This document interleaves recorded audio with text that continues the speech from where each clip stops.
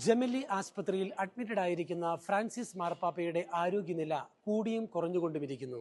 അതുകൊണ്ട് തന്നെ എൻ്റെ പുറകിലും വത്തിക്കാൻ സ്ക്വയറിൻ്റെ മുമ്പിലുമായി അനേകം മാധ്യമ പ്രവർത്തകർ ഈ ദിവസങ്ങളിലെ കൊടും തണുപ്പിനെയും ഇപ്പോഴുള്ള മഴയെയും അവഗണിച്ചുകൊണ്ട് തന്നെ ഇവിടെ നിലയുറപ്പിച്ചിട്ടുണ്ട്. ലേറ്റസ്റ്റായി ലഭിച്ച അപ്ഡേറ്റ് അനുസരിച്ച് ആശ്വാസകരമായ ഒരു വാർത്ത എന്ന് പറയുന്നത് പരിശുദ്ധ പിതാവ് ഓക്സിജൻ തെറാപ്പിയോട് നല്ല രീതിയിൽ സഹകരിക്കുന്നുണ്ട്. അതോടൊപ്പം തന്നെ പനിയോ അല്ലെങ്കിൽ ലൂക്കോസൈറ്റോസിസ് തുടങ്ങിയ രോഗലക്ഷണങ്ങളൊന്നും പ്രത്യേകമായി കാണപ്പെട്ടിട്ടില്ല. ലൂക്കോസൈറ്റോസിസ് എന്ന് പറഞ്ഞാൽ അണുബാധയുടെ ഫലമായി ലങ്സിലും കിഡ്നിയിലും ഇൻഫ്ലമേഷൻ വന്ന് വൈറ്റ് ബ്ലഡ് സെൽസിന്റെ തോത് വർദ്ധിക്കുന്ന ഒരു അവസ്ഥയാണ്. അത് നോർമലായി തന്നെ കാണപ്പെടുന്നു എന്നാണ് മനസ്സിലാക്കുന്നത്.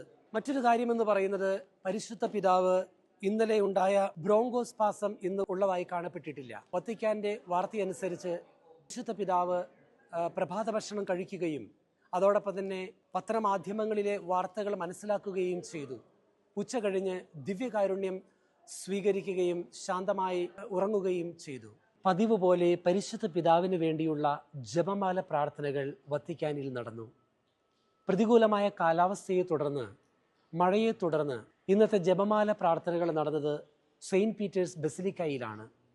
ആ പ്രാർത്ഥനകൾക്ക് നേതൃത്വം കൊടുത്തത് ഓറിയന്റൽ ചർച്ചസിന്റെ പ്രീഫെക്റ്റായ അഭിവന്യ കർദിനാൾ ക്ലൗദിയോ ഗുജറാത്തിയുടെ നേതൃത്വത്തിലാണ്.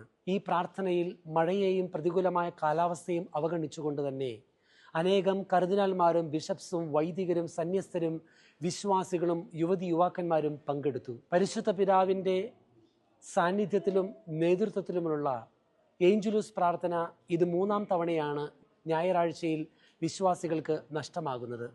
എങ്കിലും പരിശുദ്ധ പിതാവ് തൻ്റെ സന്ദേശം മറ്റ് സോഷ്യൽ മാധ്യമങ്ങൾ വഴി ജനങ്ങളിലേക്ക് എത്തിച്ചിട്ടുണ്ട്. പരിശുദ്ധ പിതാവിൻ്റെ ആരോഗ്യനില സങ്കീർണമായി തന്നെ തുടരുന്നതിനാൽ തുടർന്നും നമുക്ക് പരിശുദ്ധ പിതാവിന് വേണ്ടി പ്രാർത്ഥിച്ചു കൊണ്ടിരിക്കാം. ഗുഡ്നസ് ടെലിവിഷന് വേണ്ടി റോമിൽ നിന്നും ഫാദർ ജോജി പോളിനോടൊപ്പം ഫാദർ ജോബി പോൾ.